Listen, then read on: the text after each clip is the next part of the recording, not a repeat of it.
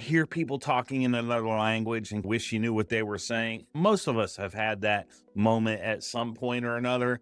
But I want to be really clear up front. That's where a lot of people become disappointed with translation earbuds because none of the ones I've ever tested are constantly listening and translating everything going on around you.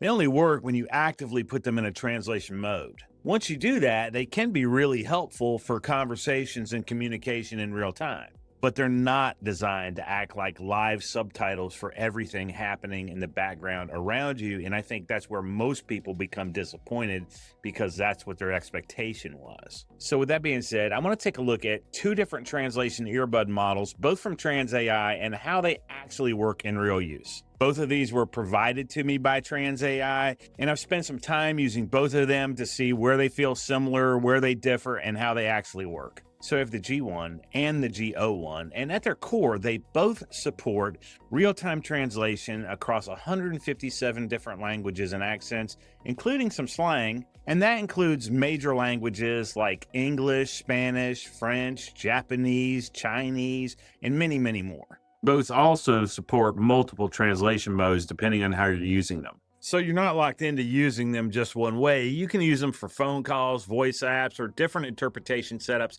depending on your situation. And the battery life is very similar between the two. You're going to get about 40 hours total use using the charging case. So functionally, the core experience is very close. Where things start to separate with these is design and how you actually wear and use them. So let's take a look at how they differ. This is the more inexpensive model, which is the G1. This one uses a traditional in-ear design, so it sits inside your ear canal with silicone tips. If you're already used to regular wireless earbuds, this one's gonna feel familiar right away. The charging case has a built-in display. That screen shows translation text, battery levels, volume information, which is actually useful, especially when you're using the translation features. And the case on this one is actually the more smaller and compact of the two, which does make it a little bit easier to pocket and carry around. Now, the slightly more expensive model is the G01. Now, the biggest difference here is that open ear design, which instead of sitting inside your ear canal,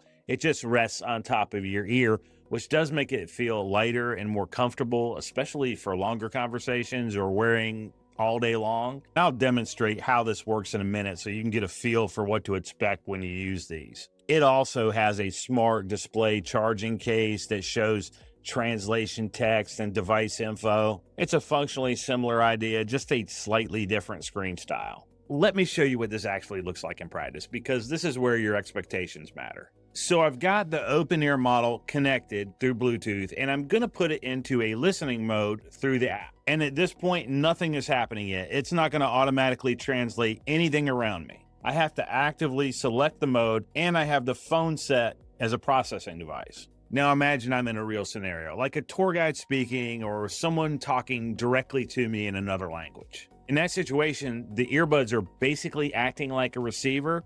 The microphone picks up the speech, the phone processes it, and then the translation plays back into my ear. And of course, if I wanted to respond, I just simply hit the talk button, respond in my own language, and the phone speaker would play back my response in their language. But one of the key things that you need to understand here is it only works when it's set up through the app for the language that the person who is speaking to you is using and directly pointed at the speaker or conversation. If I just walk through a room or pass random conversations, it's not automatically translating everything I'm hearing. I still have to have it engaged in that specific mode and set to that specific language for it to work. And I think that is the part that most people misunderstand when they first buy these. So after using both models, the real difference to me comes down to comfort and really form factor. The in-ear model feels a little more traditional and compact, especially with a smaller case and a tighter fit. I do like the smaller case, wearing this type of earbud all day long. That's just me. I like the other style if I'm going to be wearing them for a long period of time. The open ear model does feel more comfortable for longer wear, especially if you don't like the feel of anything in your ear canal, but the case is a little bit larger. Functionally though, they're virtually the same. Same language support, similar modes, and similar overall translation capabilities.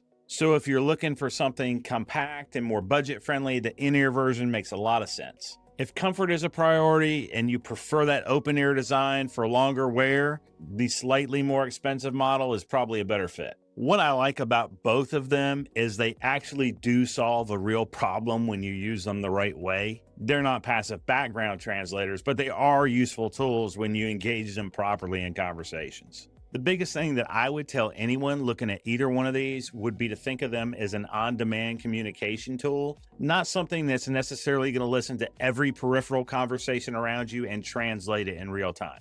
Once you understand that, it becomes a lot easier to see where these fit and where they don't. Hey, if this helped you out, consider hitting that like button and subscribe to the channel. It's the best thing you can do to help me out, and it doesn't cost you a thing. Also, I'll link these below in the description. Those are affiliate links. They do also help the channel, also at no extra cost to you. I really appreciate it when you use them. Thanks for watching, and I'll see you in the next one.